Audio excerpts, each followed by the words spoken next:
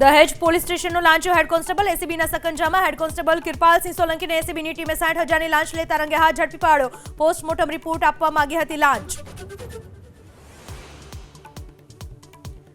આજે ખબર પડશે કોણ બનશે પશ્ચિમ બંગાળનું મુખ્યમંત્રી। નિરીક્ષક અમિત શાહની હાજરીમાં સાંજે 4 વાગે થશે ભાજપની વિધાયક દળની બેઠક। આવતીકાલે શપથ ગ્રહણ।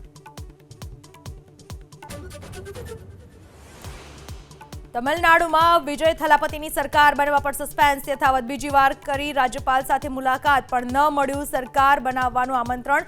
ડીએમકે એઆઈએડીએમકેને આપદામાં અવસરની તલાશ।